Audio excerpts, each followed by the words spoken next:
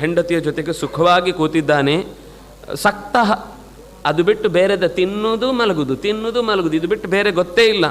ಹೀಗಿರುವ ಕಪಿ ರಹಸ್ಯವಾಗಿ ಅಲ್ಲೇ ಕೂತಿದ್ದಾನೆ. ನಚ ಶುಶ್ರಾವ ತಮ್ಮಚಃ, ಆ ಮಾತನ್ನು ಅವನು ಕಿವಿಗೆ ಹಾಕೊಳ್ಳಿಲ್ಲ.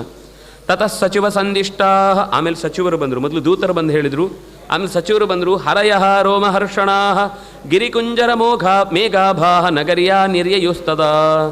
ಸ್ವಲ್ಪ ಎತ್ತರದ ಅಧಿಕಾರಿಗಳು ಬಂದು ಹೇಳ್ತಾರೆ, ಇಲ್ಲ, ಪರಿಸ್ಥಿತಿ ತುಂಬ ಗಂಭೀರ ಇದೆ, ನಾವು ಅಂದುಕೊಂಡ ಹಾಗಿಲ್ಲ, ಈ ಸರ್ತಿ ಬಹುಶಃ ಇನ್ನೊಂದು ಹೆಣ ಬೀಳಲಿಕ್ಕಿದೆಯೋ ಏನೋ, ಯಾರದ್ದು ಬೀಳುತ್ತೆ ಗೊತ್ತಿಲ್ಲ, ಆ ರೀತಿ ಕೋಪದಿಂದ ಬರ್ತಾ ಇದ್ದಾನೆ. ತತಸ್ತೆ ಹರಯ ಸರ್ವೇ ಪ್ರಾಕಾರ ಪರಿಘಾಂತರಾನ್ ನಿಷ್ಕ್ರಮ್ಯೋದಗ್ರಸತ್ವಾತ್ತು ತಸ್ತುರಾವಿಷ್ಕೃತಂ ತದಾ. ಅವನು ಅರಮನೆಯ ಗೋಡೆ ಹತ್ತಿರ ಎಲ್ಲ ನೋಡ್ತಾ ಇದ್ದಾನೆ. ಎಲ್ಲ ಕಲ್ಲು ಬಂಡೆಗಳ ಮಧ್ಯದಲ್ಲಿ ಕೂತಿದ್ದಾರೆ, ತಮ್ಮ ತಮ್ಮ ಆಯುಧಗಳನ್ನು ಹಿಡ್ಕೊಂಡು ಕೂತಿದ್ದಾರೆ. ಅದ್ರ ಧೈರ್ಯ ಇಲ್ಲ, ರಕ್ಷಣೆಗೆ ಅಂತ, ನಮ್ಮ ರಕ್ಷಣೆಗೆ ಅಂತ, ಇವನ ಮೇಲೆ ಹೊಡೆಯೋದಲ್ಲ, ನಮ್ಮನ್ನು ಉಳಿಸ್ಕೊಳ್ಬೇಕು ಅನ್ನೋ ಭಯ ಹಿಡ್ಕೊಂಡು ಕೂತಿದ್ದಾರೆ.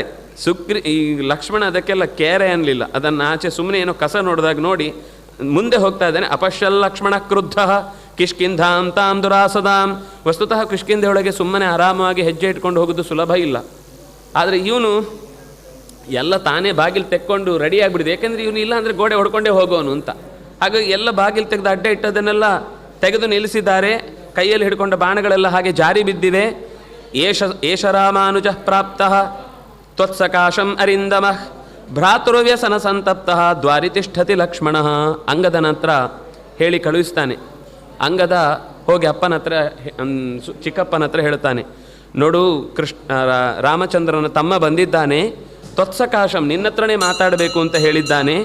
ಭ್ರಾತೃವ್ಯಸನ ಸಂತಪ್ತ, ಅಣ್ಣನ ಕೆಲಸವನ್ನು ಮಾಡಿಕೊಟ್ಟಿಲ್ಲ ಅನ್ನುವ ವಿಷಯಕ್ಕಾಗಿ ಕೋಪವನ್ನು ತೊಟ್ಟು ನಿಂತಿದ್ದಾನೆ. ಆದ್ದರಿಂದಾಗಿ ಶೀಘ್ರಮಾಗಚ್ಚ, ಬೇಗ ಬಾ ನೀನು. ದ್ವಾರಿ ತಿಷ್ಠತಿ ಲಕ್ಷ್ಮಣ, ಬಾಗಿಲಿನ ಹತ್ರ ನಿಂತಿದ್ದಾನವನು. ಅಣ್ಣ ಹೇಳಿ ಕಳಿಸಿದರೆ ಸೀದಾ ಒಳಗೆ ಹೋಗಿ ಕುತ್ತಿಗೆ ಹಿಡಿದು ಮಾತಾಡಿಸ್ತಿದ್ದ.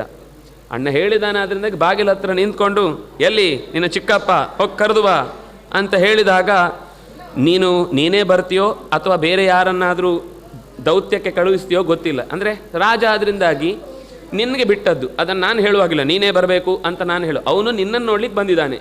ಅಂದರೆ ಇದೆಲ್ಲ ಒಂದು ಅಂಗದನಿಗೆ ಮೊದಲು ವಾಲಿ ಹೇಳಿದ ಮಾತು.